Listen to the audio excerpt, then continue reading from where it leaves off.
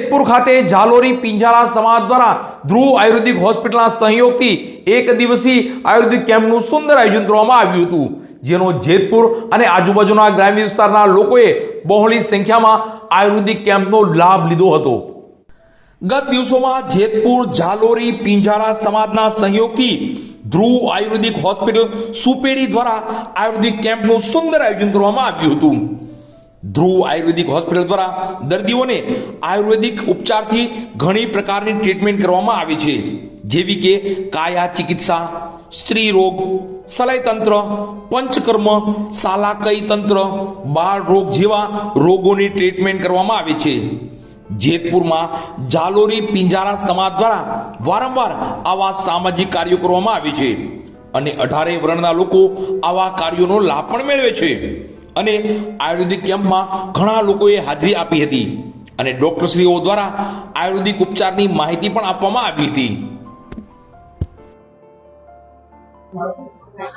જય ધન્વંતરી। હું intern doctor વિશ્વા ઠકરાર।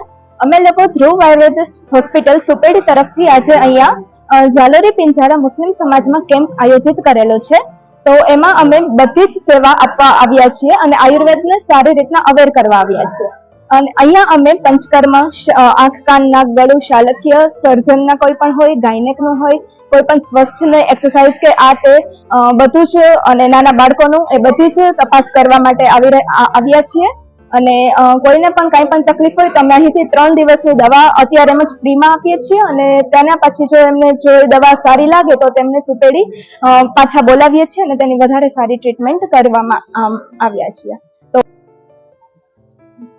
આજે જેતપુર ઝાલોરી પિંજારા સમાજના સહયોગથી ધ્રુવ આયુર્વેદ હોસ્પિટલ સુપેડીનો આયુર્વેદ કેમ્પ છે।